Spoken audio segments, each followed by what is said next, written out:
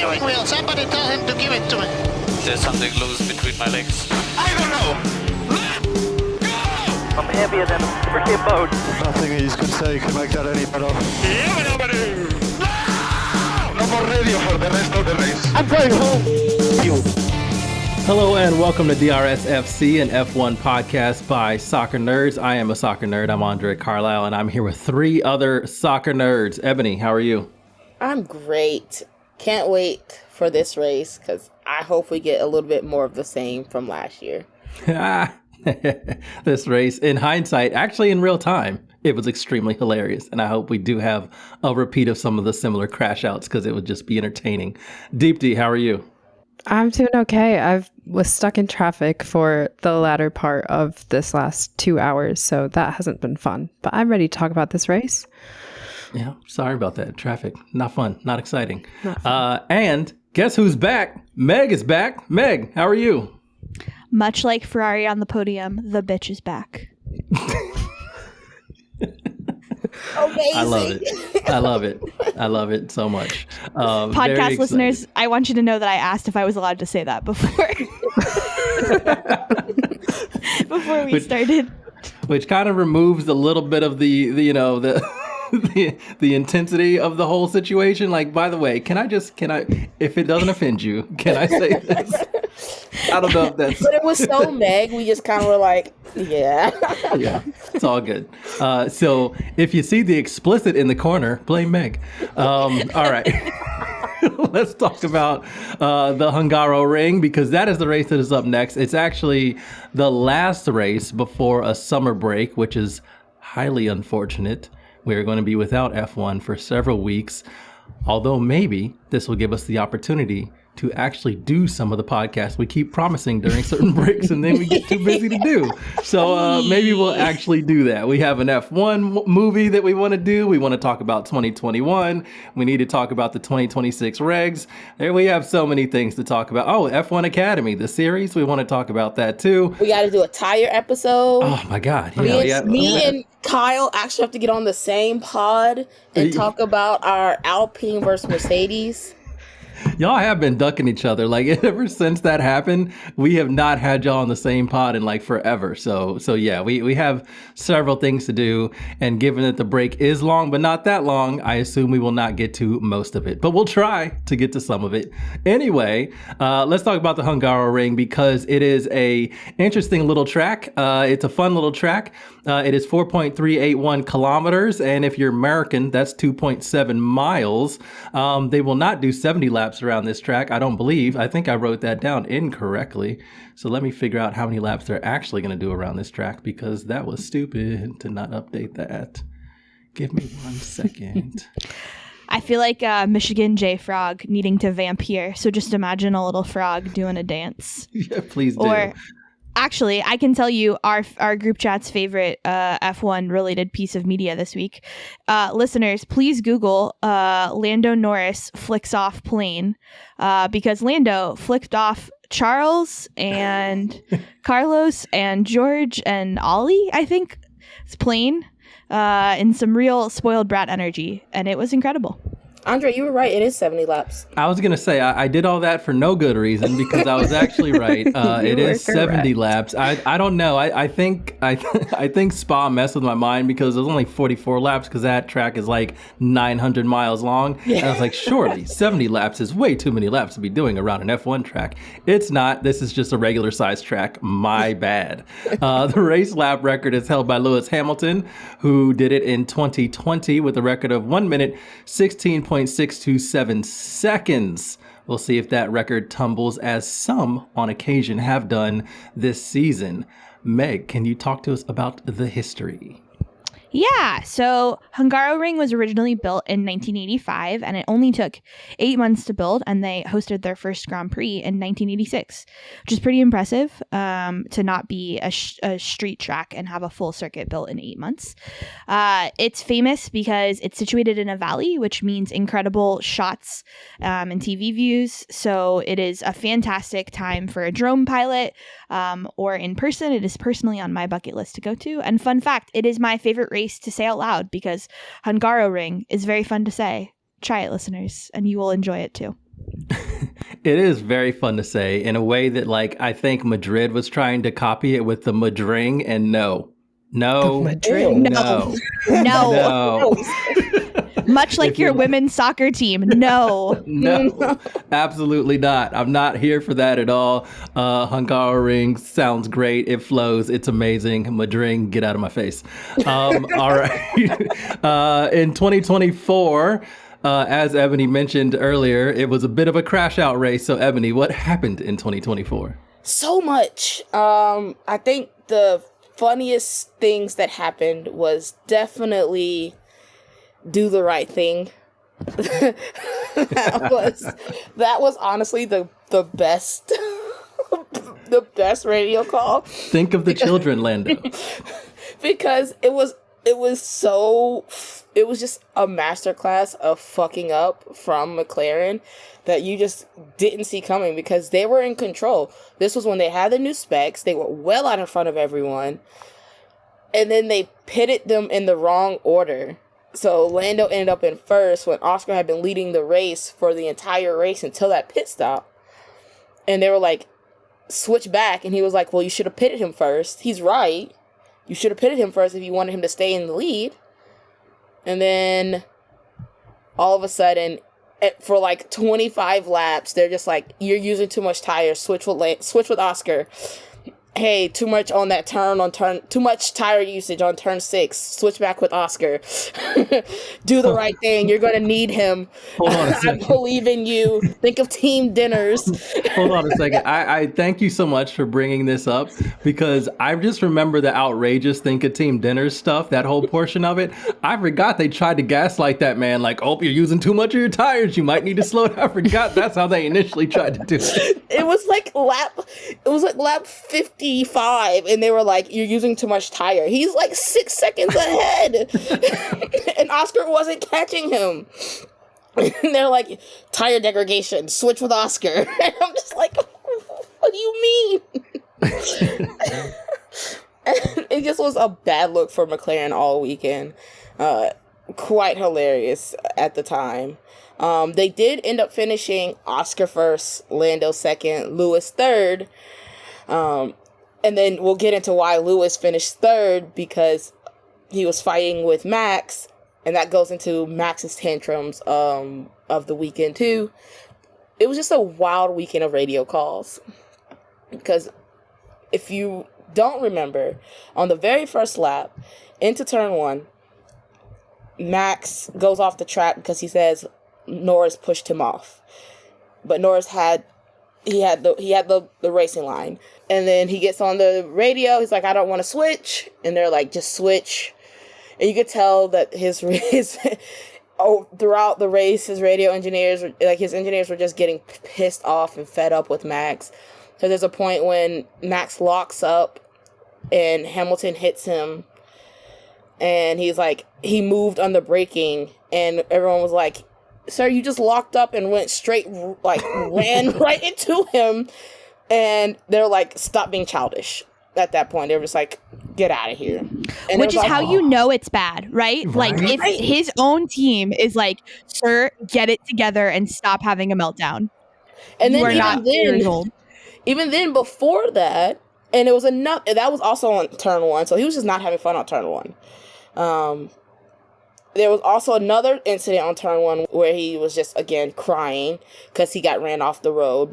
This was before he actually, like, hit it and, like, popped up over Lewis's car. That's where you get that really cool picture of, like, the tire on the halo. That's where that one came from. Really, really, I mean, so glad the halo was there. But that aside, it's just a really cool photo. And then there was a point where they're just like, can you talk to us nice on the radio? And he was like, you guys gave me a shit strategy. I'm just trying to save what's left. And he's just crying on the radio. So that was also there. And so hilarious weekend on that one. So that's how he ended up, because he eventually passes Lewis, and then he does that bullshit and gets back into 5th. So that's how Lewis ended up on the podium for that, because they all just cruised to a victory at that point. Yeah, now that you bring up everything that it's so wild too, because I remember each one of those incidences, and I remember like the race at the time. It was so hilarious and also just a wild thing to experience. But you get so far from it that you're like, yeah, all of those things happened last year, and you forget they all happened in the same damn race. Same race. So that is incredible. Yeah, it puts the bar quite high for this one. So we'll see. Deepti, we have some tire talk, and I guess now that you're in the U.S., you're spelling it with an I instead of a Y. Yeah, you caught me there. I didn't even think about that. I think subconsciously, now that I'm back here for a little bit, it just flips a switch. The only time I'm patriotic is when somebody spells it Tyre, and then I'm like, no, USA, baby. Yes. It's a kilometer. Oh, sorry. You know what? Ever since I started running, I have been training in kilometers, and I actually like doing that better. So now that I know what a kilometer is, I don't mind it. But anyway, let's get to tire talk. Pirelli has opted to go for the C3, C4, and C5 compounds for this race. That's the same that they chose last year. This time, though, it's because we have the C6 compound, they initially wanted to just go with the 3 softest compounds. But based on what this track is like, and given that usually it's high temperatures and high degradation, they were like, well, the C6 is too soft and will degrade so fast, and that's not what we want. So we're going to go with the same 3, 4, and 5. Compared to Belgium and Spa, what we had last weekend, it's 1 step softer than for the medium and the softs, and 2 steps softer for the hards, if you remember that they skipped a compound last week. Like I said, they like the softer compounds on this track, but also because of the high degradation, a lot of teams opt to go for 2-stop strategy. That was the most popular one last season. This time we'll see, as I think we've noticed in like several races this year, even though Pirelli is trying to kind of manufacture some sort of strategy and put more like stops and more different tire usage into the system, it's not really going there as they plan, and the tires tend to last longer than what they initially think, or like the drivers are just that good at managing them. So we'll see if 2-stop is still the way to go, or if some may opt to go for 1-stop. I think there's also potentially a chance of rain on actual race day, so maybe the inters will come out to play again. Yeah, I was actually looking up the weather in Budapest, just a normal thing you say and do on a on a Wednesday night or Wednesday evening. And it's apparently supposed to be pretty hot on Friday, little bit cooler, still I think 81 or 82 degrees on Saturday, but then a massive temperature drop to like the mid 70s with like morning showers. So it could be another very interesting rain situation with F1, and we'll see how they decide to handle it this weekend, because Silverstone, they did something completely different than they did in Spa, and you can listen to to our review if you want to hear me rant about that, because who would want to do that? But whatever, if you're interested, go check that out. All right, let's talk about this track. It is short and twisty. That is one of the reasons why I'm pretty sure they couldn't go with their softest tire. I think with all the different sorts of corners, short corners, long corners, all the corner mixes, you basically have like one start finish straight, and then you're just rotating the car just about every 2 or 3 seconds every single time you're in the car, even shorter than that. And so I think with all of those turns and the variety of turns, that C6 just would not hold up. So interesting to see. I think what I'm going to start doing, because I always say play video games, but I know like if you don't already play video games and like PC games or whatever, and you're listening to this podcast and I say that, you're not like going to be like, you know what, that's a good idea. So I think what I'm going to do, I've never thought about it until André Carlisle said something. Exactly. On the Random F1 podcast by Soccer People. Yes. So in that case, what I think I'm going to do is drop a clip in the show notes of a car on board, so you can just kind of see what the track is like, because I liked watching Lewis's pole lap from 2021, and so I'll drop that in the show notes so you can kind of see like on board what it looks like going around this track, because it is very twisty. It's very interesting. You always have to be like, you have to get all of your corner entry and exits right. You have to hit the throttle at the right time. Otherwise, you're going to mess up your entry to an approach to the next corner. It's a pretty demanding track. So I'm pretty excited about it. And I'm hoping that maybe instead of begging you to play video games, which does nothing for me in my life, hopefully you can see, if you're interested, what it looks like from a driver point of view. First of all, as a F1 podcast by soccer nerds, fuck a short corner, forever and always in soccer and in F1. I disagree, sorry. But okay. It's my brand. I'm sorry. Pete, there's no way you are listening to this, but as the team captains of Team F short corners, I just want you to know I stood strong. Secondly, I just want to point out that while it does have a lot of really interesting corners, what I find most interesting about this track is that it has such a long start, and there's just kind of a clear entry point or starting point and a long straight. I find that interesting because if you're going to go watch some 2021 footage, I also encourage you to watch the 2021 start of the race where Valtteri Bottas took about half the teams out in wet conditions because it's such a long straight and it's very easy to do some jockeying there because it's one of the cleanest points where you could pass somebody. And that famously is the race where Esteban Ocon got his first win. And so it's a very fun, there are lots of highlight videos of it. Does Esteban Ocon deserve that win? That's an interesting question, but was it really fun and chaotic? Absolutely. Hey, one thing we love is a weird podium, so I'm here for it. Thank you for bringing up that start-finish straight, because I also have to mention there are 2 DRS zones, and basically that entire straight is one of them. It's a little portion of Sector 3 until you get to the start-finish line, and then that's the rest of Sector 1 until the first turn, and it still extends after that turn until turn 2. So you go around that turn, you still have DRS, or you can still deploy DRS after that, but then the rest of the track, you're on your own. No DRS from that point on until you get back to the start-finish straight. So that is pretty cool. Deepti, your thoughts on the Hungaroring? I like this track because it seems to be a bit more technical. Unfortunately, it's not one where many overtakes usually happen, which is a shame for just the excitement of watching. But because it's so tight and twisty, there is chance for like other drama. And like we saw last year, there can be a lot of drama.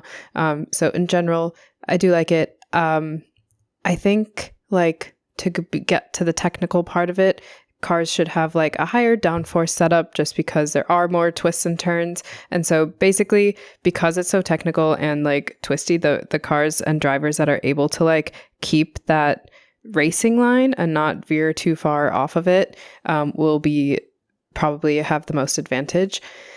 I also wanted to see, I saw a quote from Nico Hülkenberg where he was like, this was one of his favorites because it's also just a track that puts your fitness to the test.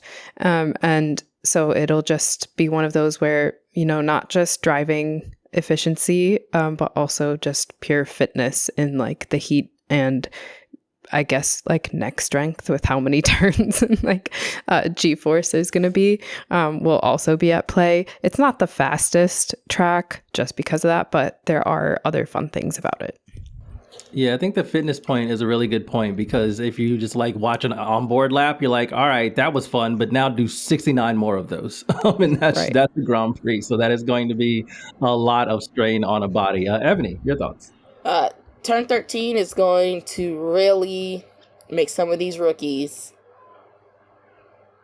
like it's going to shake a couple of these rookies. I'm not going to lie. I feel like that's probably the biggest turning point of the race. And apparently turn 1 because that's where they had a lot of incidents last year. So we'll see. Yeah, I think that turn 1 is also going to be big, especially if it starts in rain or I'd say wet or dry conditions, all those cars getting that really tight turn 1. Yeah, that's going to be very, very interesting indeed. Deepti, before we go to what to watch, and each one of us drops our what to watch for this race, you usually tell us what these tracks look like. Yes. Do you have one for this That's one? really funny because I just added it to the doc. Oh, wow. I didn't even see it. I truly thought it was André typing it and just trying to be like, Deepti, say this. I did not realize it was Deepti. That's incredible. I was trying to think of this as we were talking, and what I have come up with is that it looks like someone giving a thumbs up. Someone with a really, really skinny wrist giving a thumbs up. All right, hear me out. Track is crazy. Wait, I got it. You say a really skinny wrist. Maybe the like opening is like big. Maybe it's like a pastor giving a thumbs up. You know, they wear the robe with the really long like opening or whatever. Maybe it's a pastor giving a thumbs up. Hear me out. I think it looks like Chip from Beauty and the Beast, which is the little teacup. Wow. All right, now we all have to Google. Okay, now we have to. No. That's if you rotate it a bit, yeah. Yeah, that's if you rotate it. I get it. I see it now. Yeah, if it's like a little bit. Yeah. But if you literally turn it like 90 degrees, it literally. I get what you're saying. Yeah. Interesting. Let us know in the comments whether this is a pastor giving a thumbs up. With what classic Disney character you think the track looks like. Right. Is this a pastor giving a thumbs up, or is this Chip from Beauty and the Beast? That's an important question. Please help us answer it. Does Chip have iconic radio calls as well? You're asking complicated questions. Chip is canonically a child. Chip is a child, which is much like Max Verstappen last year. Yeah, I was going to say, or Kimmy, but yeah, Max last year was very much throwing a toddler tantrum, which was extremely hilarious. All Chip's right. the driver and the pastor is his engineer giving him a thumbs up. Well done, buddy. There it is. Sorry, we don't need your comments anymore. The question has been solved. All right, let's take a quick break and then get to what to watch in this race, because there is a lot.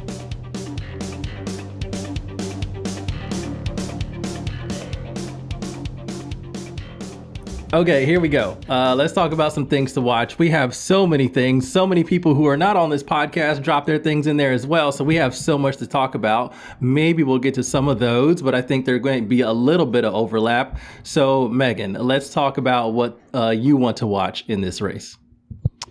As a notorious hater, I just want to say, is this the race where Lando loses all possible X-Dog remaining? We saw the X-Dog leaking out of him during the last race.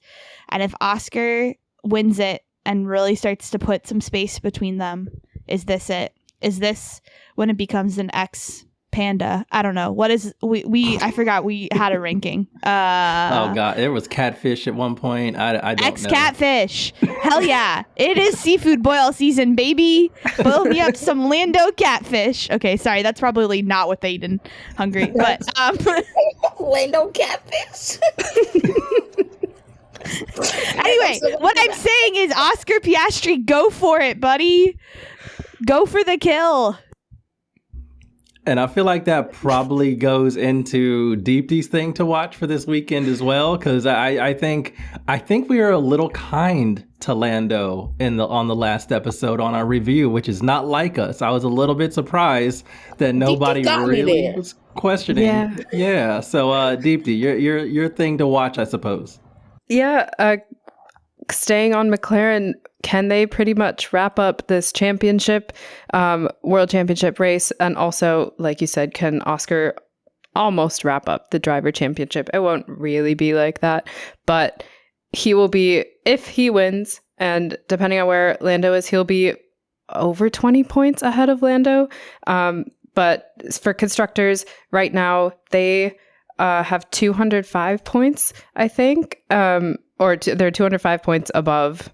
Sorry, magic number. That's how many they need to get in order to wrap it up. So, and then Oscar is like I said, he's going to be ahead of Lando if he does take it, and by almost a full race. Like, he'd have to not finish and Lando would have to win in order to jump up in the standings. So it could be kind of a close the season before the summer break for McLaren if they do well, which they should, because this track should favor their setup, should favor their drivers.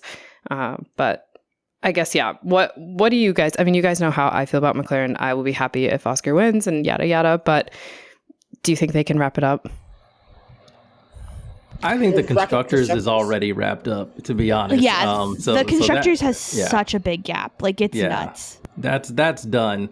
The battle between them, I think, is going to go down like to the wire. Although I will say, I think Lando is lucky to be as close as he is. I think the Silverstone race where Oscar got that 10-second penalty, that should have been an Oscar win. So I think if you look at how Oscar has performed over these past few races, we thought at some point maybe once Lando gets that feel in the car, they made some updates to the car so he got better feeling, and we thought, okay, maybe now we'll see Lando look like driver number 1A and Oscar will be 1B.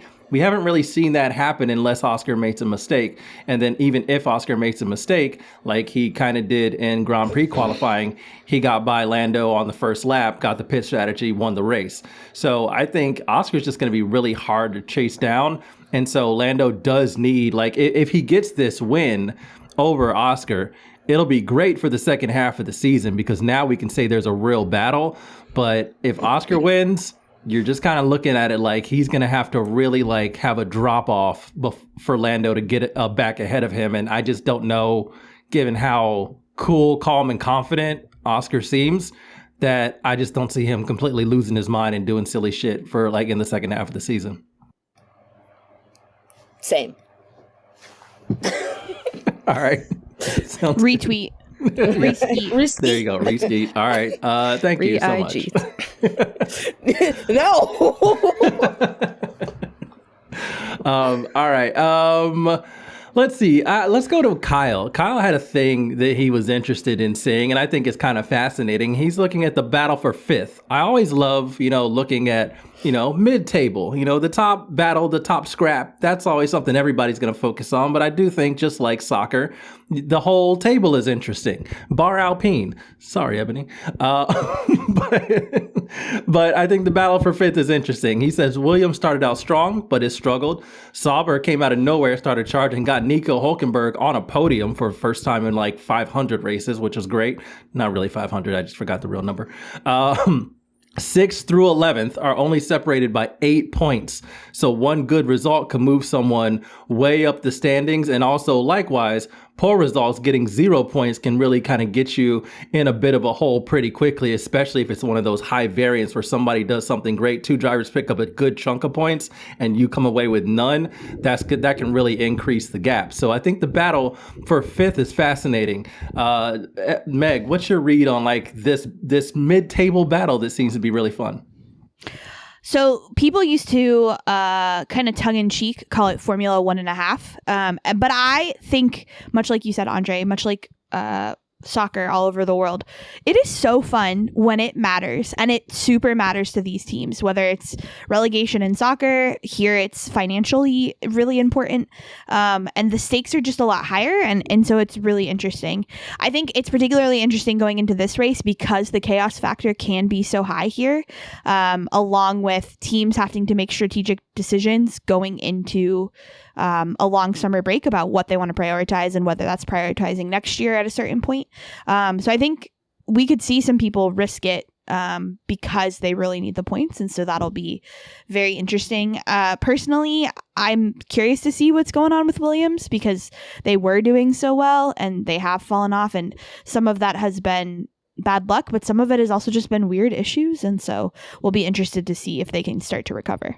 Yeah, Williams was interesting. I really thought they were going to keep pressing, and maybe if they kept on picking up, those fifth places, maybe flirting with getting on a podium, maybe once every like 3 or 4 or 5 races or so, maybe they could make some pretty good gains and maybe get close to Red Bull, especially when Red Bull was only having Max, and then Max has ended up finishing 4th or 5th or off of the podium. It's a lot to ask, but if you look at the point totals from maybe like 4 or 5 races ago, they weren't that far away. But now you look at the gap and Red Bull's on 192 points and Williams is on 70 just because they've stalled so much over the past really couple months. And that's kind of unfortunate, but they are still in 5th, although Sauber is in 6th with 43 points. Deepti, what's your read on the mid-table scrap?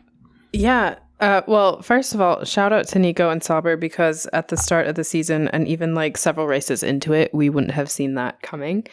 And they're also the only team because of them to have a podium outside of the top 4, which, again, like you just mentioned, I would have expected Williams to be up there at least once or twice, honestly, so far. But some things happened, and it's hard to say, like, what, but now they're so inconsistent. It's really hard to, like, even predict how they're going to do on any given weekend. But I think the scrap is great. Even from 6th to 9th, there's hardly any points separating them. So any points really, really do matter. And I'm just going to reiterate what you guys have said. We love the sport and we do care about the rest of the table standings just because it means so much and it does actually make a difference. So even those P9, P10 points actually really do matter for those teams. In terms of who I think will get it, maybe after this weekend, before summer break, I think we'll see some shuffling, but I feel like Williams will hang on to 5th by the end of the season. I don't really see any of the others catching up. Yeah, that's fair. It is still a 27 point advantage that they have. So that's really hard to make up when you're scrapping for at the max of a weekend, maybe 6 or 8 points on the high end of a weekend. The team that I'm very interested in is Haas. They're 9th with 35 points, but just 1 away from Aston Martin, just 6 away from Racing Bulls, and just 8 away from Sauber. I think with a good double point scoring weekend, and they've been pretty good, both their drivers, they could really leapfrog and be in a much better position to go into the summer break. Eboni, your thoughts on the mid-table scrap? I thought another team would be in that scrap. They are not. I wasn't going to bring it up. You brought it up. What team was that, Eboni? Let's not talk about it. So I am, I think I'm more disappointed in Williams. Kind of like you were saying, we had high hopes because they really did go aggressive in finding 2 good drivers. And they just haven't done anything. It's either Albon or Sainz. They never both have a good race weekend, and that's what hurts the most for them. And I just don't see another team truly catching up, unless Bortoleto is going to all of a sudden catapult up into the points every weekend or at least fight every weekend for it. But I was Team Williams, getting there pretty fast. And that's probably the one that hurts the most out of all of this, is that we believed in you and you didn't do it. So much like Tottenham Hotspur, started off strong and fell down to the mid-table. Oh dear. Yeah. I mean, never believe in Spurs. That's just a rule of soccer that we have. I will say, looking at the finishes, especially for Alex Albon, I think it's been a little bit of a struggle for Carlos Sainz this entire time. But you look at Alex Albon and how he was doing in the first, really half of the season. He had 1 finish outside of the top 10 in the first 7 races. He was 12th once, but finished 5th 3 times, 9th a couple times, 7th. And then you look at the next 6 races. 3 times he has finished outside of the top 10, and it's not like he's been 11th or 12th, 20th, 19th, 17th. It's been bad. He hasn't been close. Now, he does have a 6th place and 8th place and a 9th place, but if you're looking at all the points that he could have without those awful finishes, it's a little bit frustrating. And then you look at Carlos Sainz, and he only had 3 races where he finished inside the top 10. Well, I guess he's finished 10th quite a few times, actually, maybe 3 times. So maybe 6 races, but the most recent one last weekend, he was 18th. And the weekend before that, he was 12th. So, I'm a little disappointed in Williams as well. All right, Eboni, your thing to watch. Hadjar. He did not have a good race. I don't really think he's had consistent good races for a while, which, I mean, he's a rookie. I get that, but he was doing some great things with that Racing Bull. So I'm hoping that this race will help him bounce back before a very long break, because I don't want him to sit with that, especially like him or Kimmy. They've not been having fun. So I hope that they both can bounce back, but this one's mainly about Hadjar bouncing back, because Lawson had a really good race last week. So I would love to see them back in contention. But at the same time, does this mean that Yuki now actually like places in the points? Because he had a good qualifying, but he did not have a good race. So hopefully as he gets comfortable again, and new boss bump, he can actually like put that car where it needs to be to help Red Bull actually like gain some more points. But yeah, I think Hajar said that there was a car issue, and which is why they fell all the way to the bottom, and he ended up finishing in 20th place and in the last place in Spa. But it ain't like it was great. The past 2 races, finished 17th and then finished 16th. So there's been some issues there recently with his results. Whereas before that, he had his best finish of the season. He finished 6th. And the week before that, he finished 7th. So he had 2 very good results, his best of the season. And then all of a sudden, 3 straight bottom finishes or close to the bottom finishes. And that's been very unfortunate for him. So yeah, I have a theory on Red Bull as a staff labeling crew. I think they're kind of fed up, especially the main team, with having to rely on Max Verstappen the entire time. Not necessarily fed up with it but like when you're winning every single race, having one driver is just a quirk. Like it's a funny thing, but you're still winning everything. You're getting all of the points from the constructors. You're getting enough points to win the constructors. You're winning the drivers. Everything's great. When he's not winning, and sometimes he's off the podium, and fairly frequently he's off the podium, then you start looking really silly. And so I think part of the reason why they got rid of Christian Horner is because they weren't really functioning like a real F1 team. You really do need 2 cars doing as much as possible. And they just were like refused to give the second driver anywhere near the same car that Max had. We saw that this past weekend, Meckies went in there and he was like, why Yuki doesn't have the same floor? What's going on with that? Why can we get him like anywhere close to the same car? Like, why is he 2 specs behind on his car? Suddenly they get all the upgrades and updates on the car. Not all of them, but significant portions. And hey, look at that. He's actually looking pretty good. So I think they want 2 cars consistently getting points. And all it took was putting the right shit on the right car. I don't really know why felt like it was so difficult and a problem they couldn't solve. Like, oh, only Max can drive this car. Well, maybe somebody else can if you give them the same damn car. Anyway. Counterpoint, they had a demon excised from their building, and now the vibes are okay.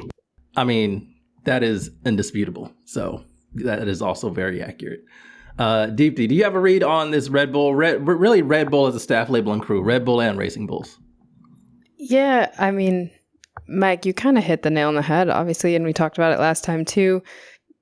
Him leaving will, like, I think they've already had a new manager boost, and it just changes the whole atmosphere of the team. Laurent Mekies seems like a great person and just brings a whole different vibe. And André, I completely agree with you. I think they are just sick of having to rely on a single driver, and they want to make it like easier for both drivers to place and get points and podiums, so that they don't have to like be scrapping for constructors' points, which they have not been used to. In terms of Hajar specifically, if you had asked me like even just a couple weeks ago or a couple races ago, I would have put him as my rookie of the year. Now I'm not sure, just based on how like his last few have gone. I think last week was not necessarily his fault, because there was that problem with the car that they didn't really know what it was. Hopefully he can like perform well this week, and then he still will be one of my rookies of the year. I've come to really like him, and so I'm going to be obviously rooting for him. I really do hope he does better, and that I mean, the Racing Bulls car is not terrible, but I wish that, you know, if he does have a good like latter half of the season as well, maybe he's even in contention to join like a better team and a better car. If not next season, then the following season.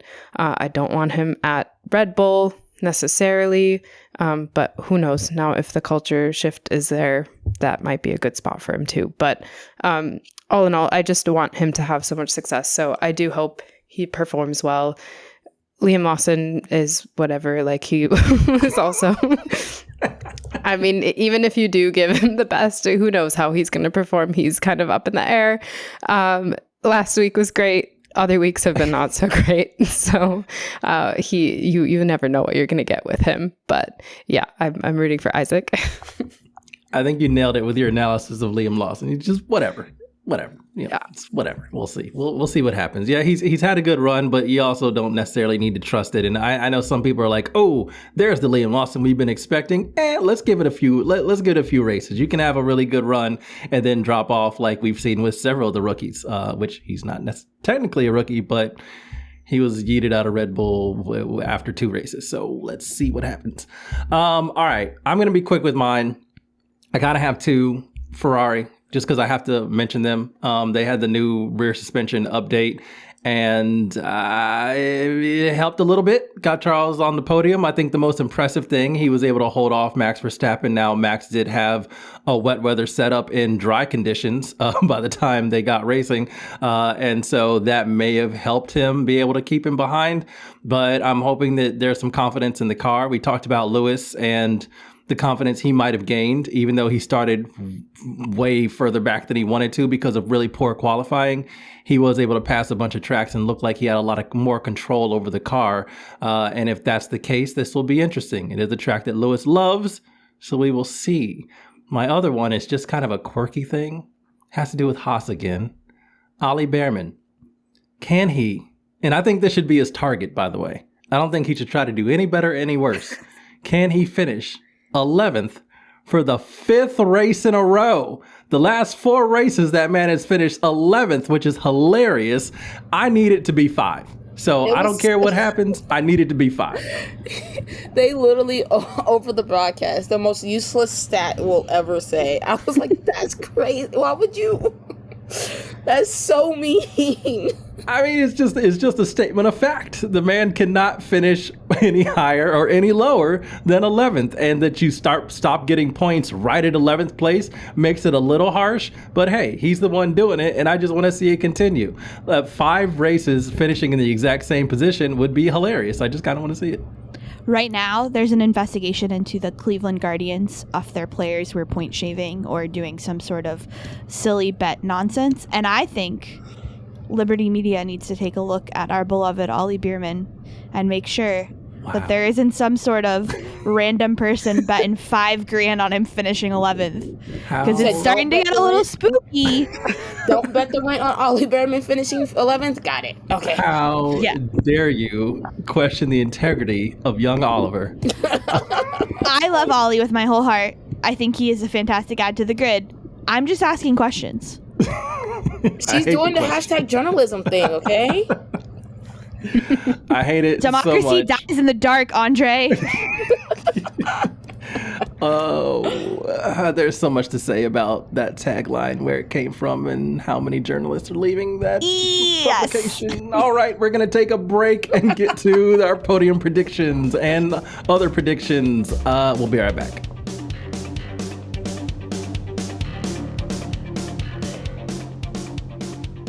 All right, here we go. Let's talk about it. I'm kind of sad. I don't really want to. I know we're going to review the race once it's over, so we'll have another pod to talk about a race. But after that, we won't have another race to talk about for a while. So I'm a little bit sad about this situation, but whatever. We have to get going on with it. Otherwise, if I sit in my misery and just force y'all to be here, we'll all be here for another 3 hours, and nobody will listen to that. And that'd be really unfortunate. So you just did 6 hours worth of pods. I did. Shot called. Yeah. This is my life. I didn't plan on it being my life, but this is my life. Anyway, outside of that introspection, let's go with our podium predictions. First, second, and third. I'll start with the people who aren't here, and then we'll get to the people who are here. Kyle says Oscar's winning again. He's got George second. He's got Lando third. Oh shit, George. Hi, George. Yeah, he remembered George. Remember? That's interesting. I have something to say about George as well, but I'll get to it later. Donald, he's got Oscar winning as well. He's got Lando second, and he's got Max Verstappen third. Eboni, your podium. Oh, man. I have Oscar first, Max second, and one of the 2 Ferraris third. I'm not going to let you get away with that. I see you wrote a Ferrari. I need you to choose who it's going to be.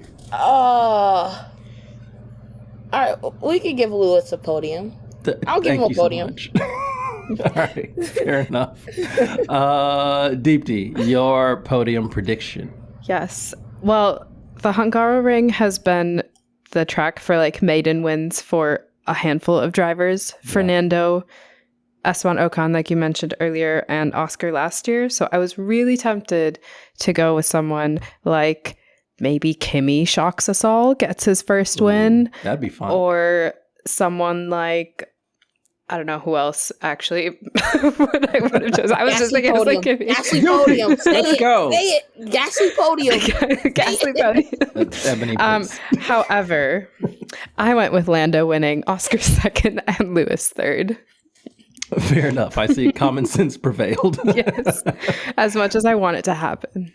Fair enough. You know where common sense doesn't prevail? In Delulu Corner, baby! Yes, Meg. What please. did I write?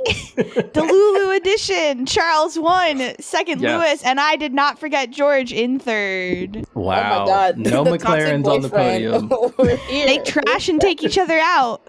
Papaya That's rules. That is possible. We'll see. It is as we mentioned, it is the site of their last completely embarrassing little spat between the drivers, or where the original spat between the drivers, which was very interesting. Mine, I've got Oscar first. I've got Lando second, and I have not forgotten about George. I've got George third. I'm sorry. Too many people have forgotten the lore of this podcast, and we forget George, okay? I like I said, I'm going to get to it. I'm going to tell you why when we get to Zoomy and Gloomy Boy predictions. I'm going to tell you why I am not forgetting about George, because there's a specific reason, and I'll get to it. I'm intrigued. But first, let's go to our most and least points. We predict the constructor that will have the most points, and that, of course, excludes the constructor that always has the most points, McLaren. And we're also going to exclude the constructor with the least amount of points. That means Alpine. So I'll go again with the people who aren't here. Kyle says Mercedes. A lot of Mercedes love happening. Most points. Least points, he has Aston Martin. That's a strong prediction. Donald, most points Ferrari. Least points Alpine. And he says, in parentheses, led by Colapint. Oh no, not again. So there you go. Incredible work. The wordplay. Ebony, most points, least points. Most is going to be Ferrari. Least is going to be Aston Martin. I'm also in the toxic boyfriend era of my Ferrari ways. And then Aston Martin, please go dance. Lance, please stop being here in this sport. I would appreciate it. And Lonzo, buddy. Yeah. Just accurate analysis as Deepti's Liam Lawson analysis. I agree 100%. Deepti, your most points, least points prediction. Most points, I also have Ferrari. I'm on the Ferrari train for constructors at least. I also said Aston Martin for least points, but I'm going to change that. And I'm going to go just to be different, you know. I will say, who will I say? I'll say Sauber. Oh, brutal. I know. That made me sad. I thought you were going to say Racing Bulls, and I was like, I was, but I really want Isaac to get something. Fair enough. But I want Bortoletto and Hulkenberg to keep getting points. That's true. It's fine. Williams. I'm just going to name all of them. Just name them all. It's fine. Nobody cares. It's fine. No. All good. Meg, your most points and least points. Okay, so because I live in Delulu land most, Ferrari, I like toxic boyfriends. Least, I'm gonna break the rules slightly, but in a way that I think everyone will support. If I think that they're crashing out, I gotta pick McLaren as least points because they're gonna get 0, baby. True. I only said you couldn't choose McLaren for most, so you are correct. You can choose them for least. Okay. All right. Should I let the people know that you originally had Haas? Yeah. The day that Delulu Corner comes real, I'm going to be the most insufferable person on our Blue Sky account. I just want everyone to know. Hey, that's a shout out. Follow us on Blue Sky. I've got most points. I have Ferrari. My least points doesn't make any sense given what I've predicted, so I'm going to change that. I had Mercedes, and that's because my brain was not functioning. Or I was thinking Kimi was going to have a pretty unfortunate weekend, but even if he does and George ends up actually finishing third, that's still quite a few points for other teams to jump ahead of. So I'm going to actually say Haas, even though I don't want that to be true. I would like to see Haas jump up the constructor standings before the break, as I said before. So, okay. Our last section of predictions, our Zoomy Boys and our Gloomy Boys predictions. Not who's going to win, not who's going to finish P20. This is who's going to have a good overall weekend in terms of relative to their car and expectations, and then relative to car and expectations on the other end, who's going to have a gloomy time. So Kyle, I'll start with him again. He says, Zoomy Boy, Esteban Ocon. He said he returned to the track he has won at. So looking for a little bit of similar magic, even though I think there were some questions earlier about whether he deserved it or not, but we're not going to bring that up. I believe in Esteban Ocon, and I want the record to stand that I love how happy he was. But, you know, the streets were asking if Valtteri Bottas hadn't taken out half the grid. Would Esteban Ocon have done it on a rainy day at the Hungaroring? I don't know. Listen, streets. It's the streets. It's the streets, not me. So much hashtag journalism happening. Journalism again. So much journalism happening on the podcast from Meg. Thank you so much. Kyle also has a gloomy boy prediction. It is Charles Leclerc. And he says because he can't trust Ferrari to have 2 good weeks in a row.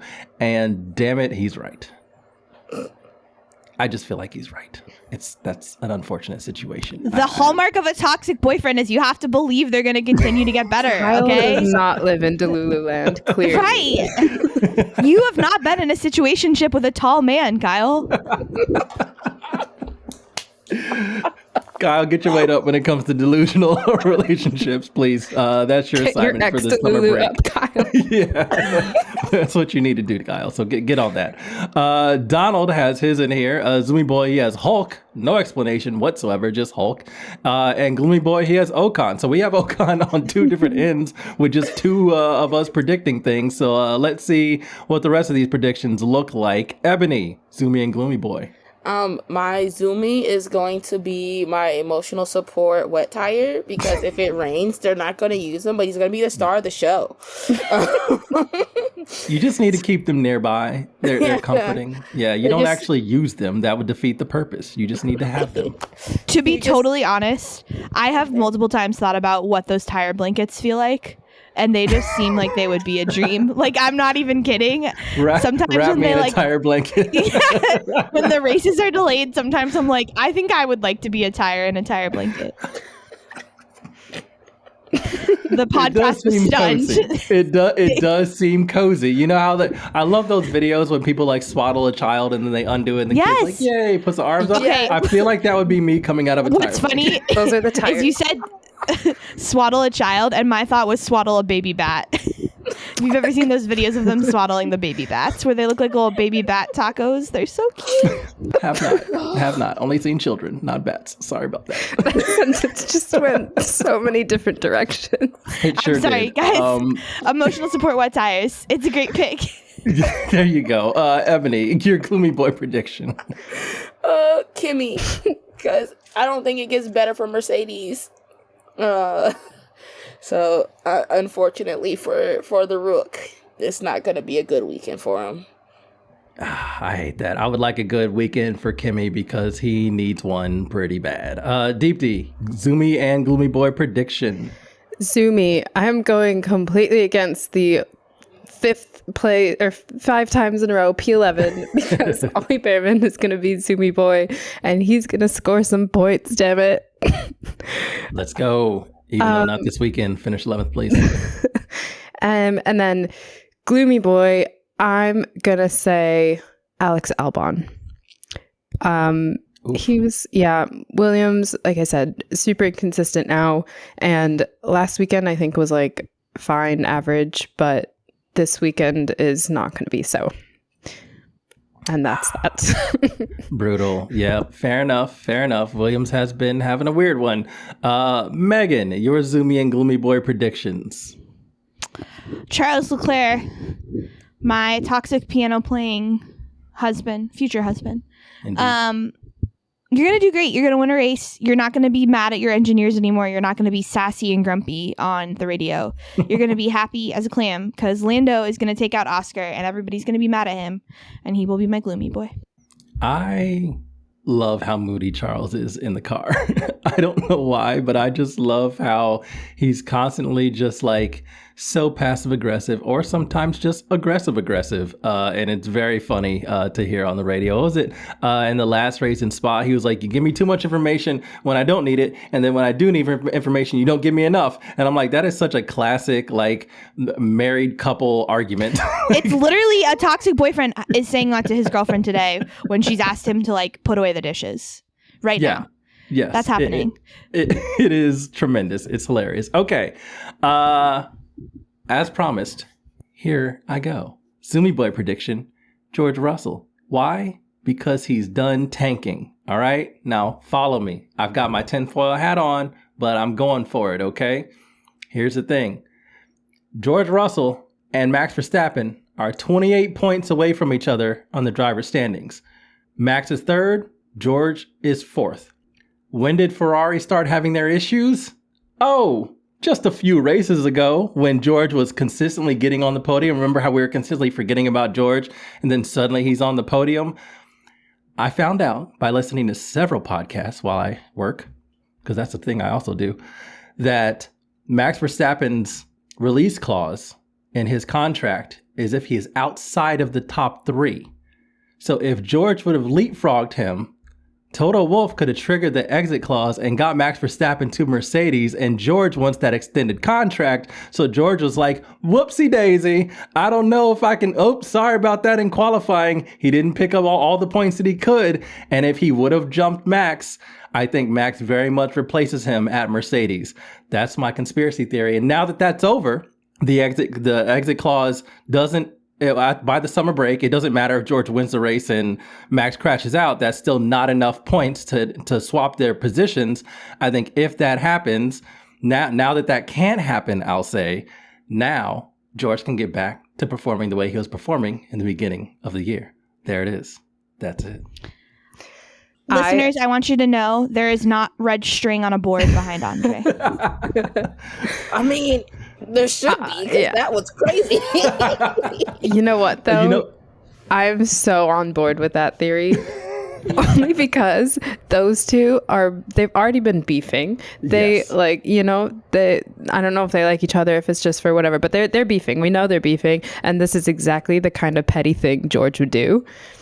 And so, yes, I agree with you, Andre. I hope that's what it is. And that would be so, so, so funny if that conspiracy theory was true. They're never going to admit to it, of course. But It's just hilarious to think about that even would have crossed his mind. The only thing that is interesting and that kind of messes this up is that Kimi has also had a pretty bad run. So it just feels like an issue with the car.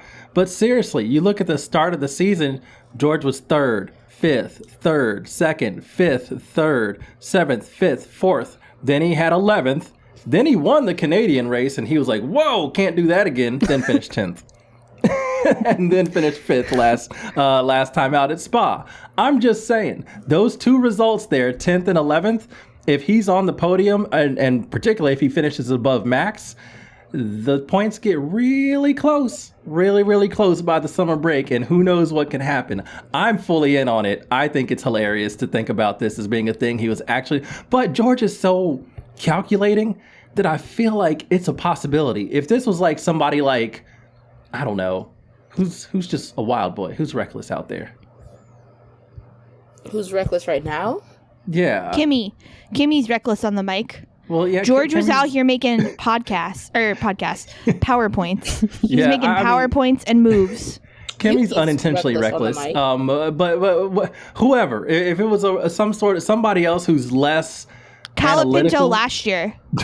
He just spoke his mind. He wouldn't be in this situation. But anyway, I think, yes, just if it was somebody less analytical than George, I would say, all right, I'm tripping. But because George is the way that he is, I think there's a possibility that he may have been like, a couple poor results, that'll keep me in Mercedes. Toto will have to give me lots of money. Maybe that's also why Max wasn't mad when Kimmy knocked him out of a race, because he's like, oh, George will finish ahead of me. Good. Yeah. See. Thank you so much for joining me with the red string on the board. Wow. You all put on the tinfoil. Okay. I've got it on right now. I'm deep. Yeah, I'm deep into it. Okay. Gloomy boy prediction for me. Colapinto, because I do not expect to see him after the summer break. I think they've been rumbling about maybe Valtteri Bottas getting in that seat. I think Bottas also might end up getting secured at Cadillac, so maybe he's like on loan for the rest of the season so that he can just stay sharp and in a car. I don't know, who knows, but Colapinto's been on basically a race-to-race contract for a few races now, and I think the summer break is a perfect time for them to figure out who else to put in there to see if they can maybe get closer to what Gasly's doing in that car. All right. Let me tell you when to watch all the things that are happening, because again, it is a standard race weekend. There is no sprint race. So we are going back to 3 practice sessions, then qualifying in the Grand Prix. Free practice 1 is Friday at 7:25 a.m. on ESPNU and ESPN3. I will not be awake for that. Free practice 2 is 10:55 a.m. I will see that. ESPNU, ESPN3. Free practice 3 is Saturday at 6:25 a.m. Ain't no way I'm seeing that one either. ESPNU and ESPN3. Grand Prix qualifying Saturday, 9:55 a.m. ESPN2, ESPN Deportes. Grand Prix is Sunday at 8:55 a.m. on main ESPN, also ESPN3 and ESPN Deportes. There are 2 replays Sunday, 7 p.m. on ESPN News, 11 p.m. on ESPN2. That's it. That's our preview. We'll be back to talk about the race, and maybe throughout the break, we'll do the pods we keep promising to do. But until then, for Eboni, Deepti, and Meg, I am André. Vroom, vroom. Vroom, vroom, vroom.